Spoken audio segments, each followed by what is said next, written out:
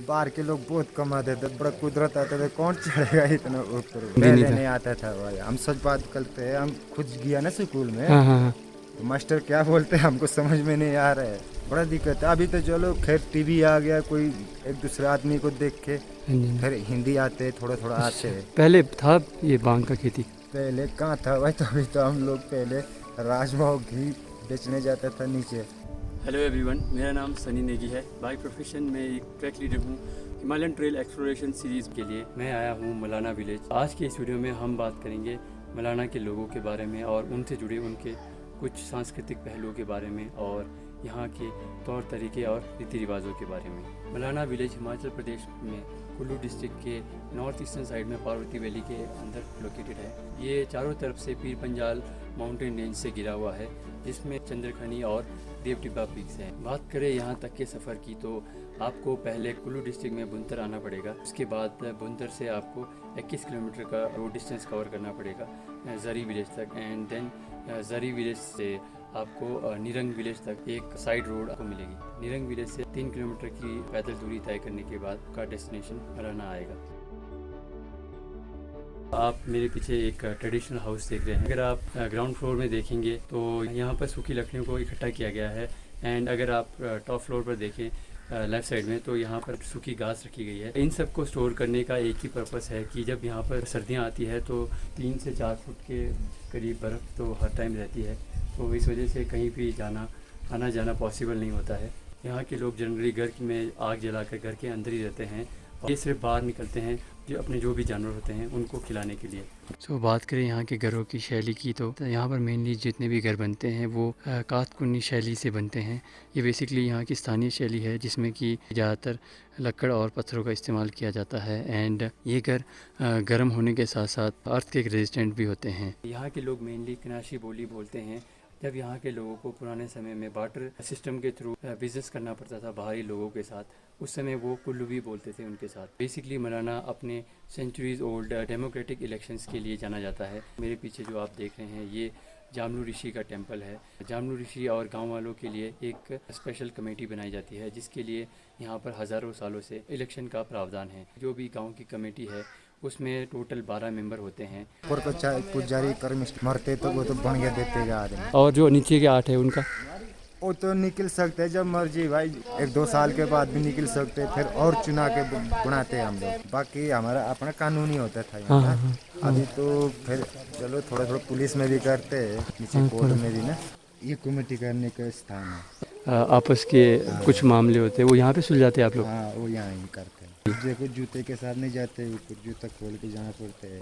मुंडी एंड जस्टास का अलग अलग रोल होता है गांव के वेरियस फंक्शंस में। जो मुंडीज होते हैं वो ऋषि जामलू है या यहाँ के जो देवता हैं उनके क्लोज होते हैं, उनसे रिलेटेड काम करते हैं। और जो नीचे के जस्टास होते हैं वो बाकी कमेटी के 8 मेंबर्स के साथ मिलके गांव के जितने भी फंक्शंस होते हैं उनको मैनेज करते हैं, और जो मैसेज मुंडी से आता है उनको गाँव में लोगों के बीच में कन्वे करते हैं।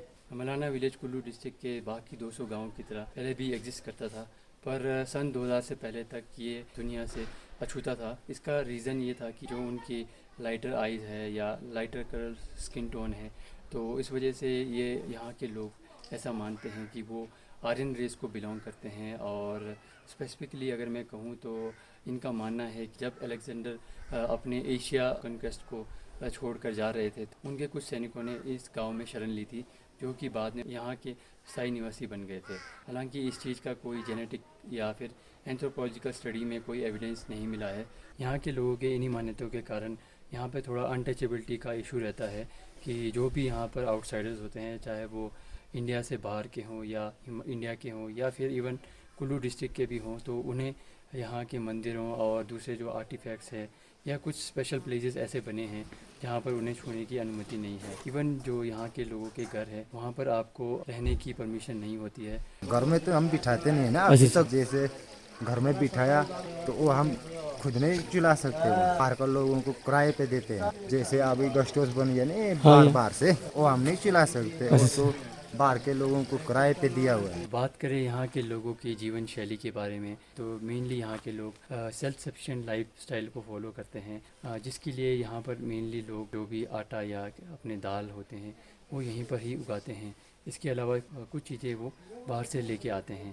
आप लोग फसल कौन सा लगाते थे भैया पहले?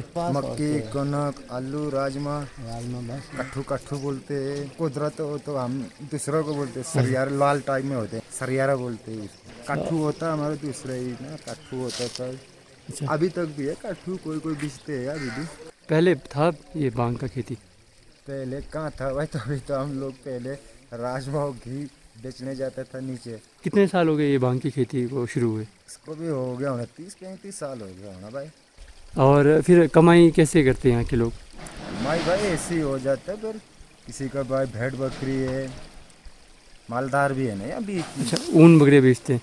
ऊन वगैरह बीच में भेड़ू बेचेगा, बकरा बेचेगा। कमाई का जरिया खेती बाड़ी है बस? खेती बाड़ी ही है बस। बात करें आज के वक्त के मौलाना की, तो मौलाना अपने इतिहास को काफ़ी पीछे छोड़ चुका है।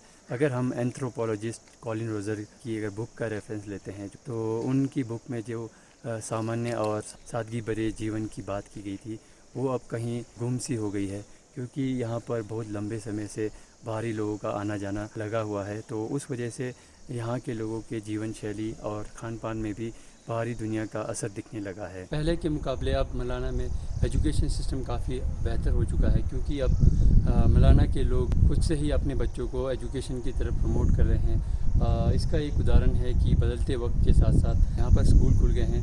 कि यहाँ दिक्कत सबसे ऐसे है ना भाई, हमारे को ये लोकल भाषा आता नहीं है, भाषा हमारा अलग से है। हाँ हाँ हाँ पर मास्टर क्या बोलता है समझ में नहीं आते। जब हम पहले जाते थे ना स्कूल हाँ जी, में, हाँ जी। तो मास्टर बोलते हैं अपनी भाषा में ऐसे करना भी ऐसे करना, हमको समझ में ही नहीं आता है ये क्या बोलता है।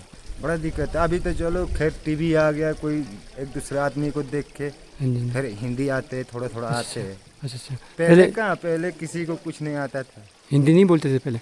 कहाँ बोलेंगे हिंदी भाई पहले। कितने साल अब आप? कुल्लू का भाषा बोलेंगे कोई बड़ा बड़ा आदमी, हाँ हाँ बाकी छोटे बच्चे को तो अपना भाषा से बगैर कुछ नहीं आता था। टीवी देख के आते समझ में। हाँ हाँ।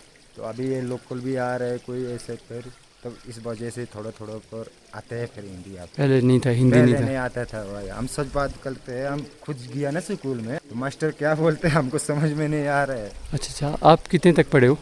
हम पढ़ा है भाई 4 तक ना। अच्छा अच्छा। 4 भी पता नहीं कैसे पढ़ा होगा कैसे नहीं, हाँ बड़ा मुश्किल हो गया वो भी पढ़ते थे। एक आदमी है सिर्फ मास्टर, हाँ जी। एक गार्ड, एक सेक्रेटरी है, 3 आदमी है। अच्छा अच्छा। बाकी सारा अभी तो कोई नहीं है, कोई नौकरी में कुछ भी नहीं है। सिर्फ मुलाने से 3 ही आदमी है नौकरी में, बाकी कोई नहीं है। सन 1995 में जब मौलाना क्रीम को वर्ल्ड फाइनेस्ट क्रीम का दर्जा दिया गया, उसके बाद से तो यहाँ पर कैनबिस कंज्यूमर्स की संख्या बढ़ने लगी। 2000 में जब हाइड्रो पावर प्रोजेक्ट खुला तो उसके बाद यहाँ सामने निरंग गांव तक रोड खुला। मौलाना गांव में सबसे ज़्यादा बदलाव सन 2008 में आया, जब यहाँ पर गांव में आग लगी थी। सो उस आग की वजह से यहाँ पे 180 के करीब घर जल गए थे एंड इसके यहाँ के मंदिर और कुछ आर्टिफैक्ट्स भी जल गए थे। उसके बाद यहाँ के लोगों को अपने काटकुनी शैली की जो घर थे उनको छोड़कर पक्के मकान बनाने पड़े। और यहाँ से नीचे जल गया था, ये नया मंदिर है ना, हाँ जी, हाँ जी, हाँ जी। यहाँ से नीचे पूरा गांव जल गया था, मंदिर सारा जल गया था। अच्छा, तो फिर ये जो जिन्होंने ये पक्के घर बनाए, ये अपने पैसे से बनाए कि गवर्नमेंट ने कुछ मदद किया था? नहीं, ये राजा साहब ने भी किया ना नीचे कुल्लू से, अच्छा, कुल्लू राजस्थान। नेश्वर ने, हाँ जी, हाँ जी, हाँ जी। उसने भी मदद किया, अच्छा, सरकार से किया होगा ना। हाँ जी, हाँ जी, हाँ जी। तो कुछ देवते का पैसा लगाया, हाँ जी। कुछ वो राजा साहब ने किया। सो इसके अलावा काफ़ी बड़ी डिस्पेंसरी खुल गई है। सब दुख तो है ही नहीं है सरकारी में, इतना बड़ा गांव है तो होना चाहिए था ना। या थोड़ा किसी का देखो अच्छा। बच्चा पैदा नहीं होते हैं, हाँ हाँ उनको लेने के लिए इतना दिक्कत हो जाते है सर्दी हाँ। टाइम, 5-6 फुट बढ़वाते हैं, हाँ जी, हाँ जी। बहुत तकलीफ हो जाते हैं यहाँ। तो फिर ऐसे टाइम में करते कैसे आप लोग? बड़ा मुश्किल से ये भगवान बुझाते हैं ना, हम लोगों को पता नहीं कैसे कैसे ले जाते हैं, फिर हाँ। बड़ा मुश्किल हो जाता है उस टाइम में ना यहाँ। अच्छा अच्छा। चलो आजकल तो कोई दिक्कत नहीं है, फिर ऐसा है सर्दी टाइम में यहाँ 5-6 फुट बर्फ आते हैं, फिर अंदर से निकलने को मुश्किल हो जाता है। अच्छा अच्छा। उस टाइम में कोई बीमार शुमार हो गया तो नीचे लेने को बहुत तकलीफ हो जाता है। राइट नाउ जो आप देख रहे हैं यहाँ पर एक जो इंसान लेटे हुए हैं, उनकी राइट साइड बॉडी पैरालाइज हो चुकी है, और ये जो बाबा जी आप यहाँ पर बैठे हैं, ये उन्हें यहाँ के लोकल तरीके से और पता नहीं कौन सा तेल यूज़ कर रहे हैं, उसका यूज़ करके इन्हें इनका इलाज कर रहे हैं। सो गाइस, ये था ओवरऑल मौलाना विलेज के बारे में, यहाँ के लोग और उनसे जुड़ी उनकी संस्कृति और रीति रिवाजों के बारे में। आई होप ये वीडियो आप लोग को पसंद आया होगा। Thank you very much. Have a good day. Bye bye.